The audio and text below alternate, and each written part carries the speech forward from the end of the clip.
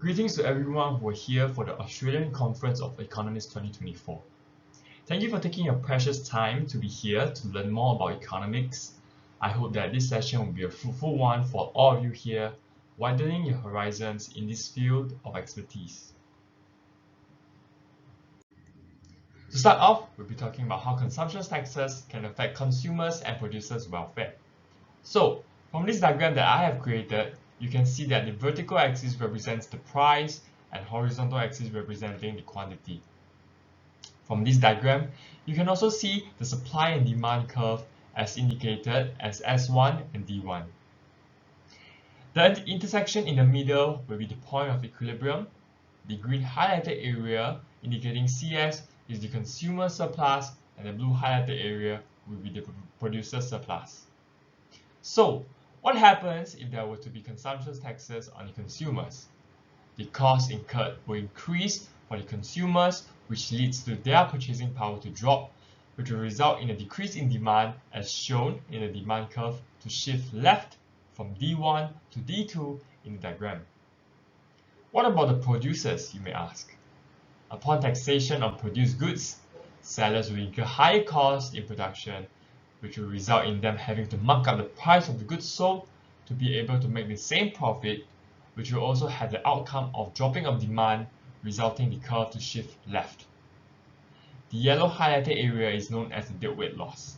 Deadweight loss is the reduction in net benefit to the society when output level is not at the social optimum, such as the additional revenue gained from selling an extra unit of good.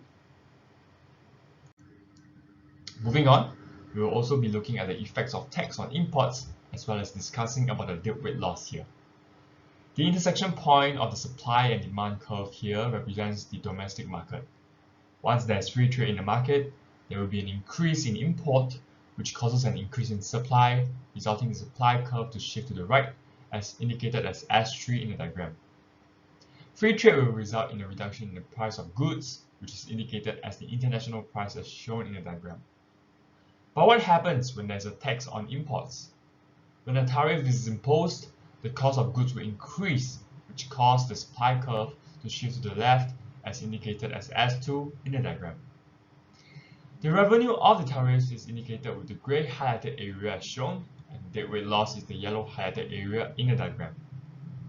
The key difference between the deadweight loss here as compared to the previous diagram is that in the previous diagram, it is due to the domestic market that leads to the deadweight loss, whereas in this diagram, it is caused by the trade barriers known as the tariffs that affects the international trade, which leads to the deadweight loss.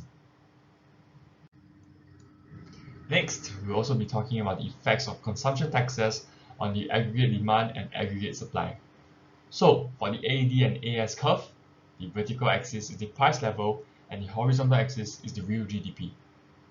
At the point E1, where the AS and AD intersects, it is the most efficient time of the market. This is also where the long-run aggregate supply curve will be placed at during full employment as shown in the diagram. A consumption tax will increase the price of goods and service, which results in consumers to spend less as their buying power decreases, which ultimately causes the AD curve to shift to the left as demand decreases. The shift will result in a lower real GDP and a lower price level as indicated at point E2 in the diagram. As the macro equilibrium shifts from point E1 to point E2, the drop in real GDP suggests that the economy is experiencing a recession as output falls from Y1 to Y2, causing a high unemployment rate since there is a drop in production of goods and services, which also means lesser jobs available in the market. Next, what are some of the long-term effects on the economy from a tax that improves people's health? To explain in detail, I will be using this aggregate supply and demand curve. Through the implementation of tax that improves people's health, people can have many positive benefits such as increase in productivity. This can lead to consumers having a higher level of disposable income that they receive from better job performances, which will result in higher consumption level by the consumers. This results in the aggregate demand curve to shift right as demand increases, which results in higher GDP and a higher price level.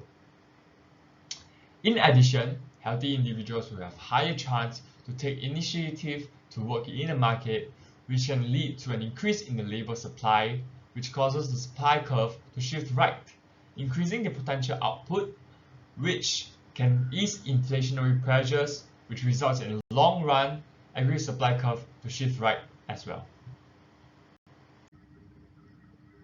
Lastly, I will be using this directed acyclic graph to assess the health and economic consequences of a fat tax.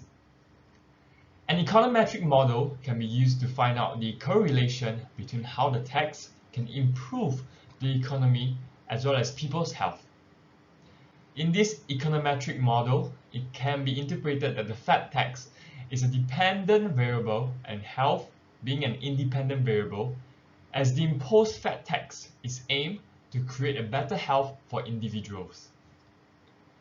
Governments are aware of the short-term downside of implementing fat tax, as people might be unwilling to spend more on unhealthy food, which means lesser consumption and a reduce in demand. However, in the long run, fat tax is likely to benefit the society as it has many upsides, such as increase in productivity, as mentioned before, which can increase the GDP and the overall economy. With that, I have come to the end of the talk. Thank you for your kind attention.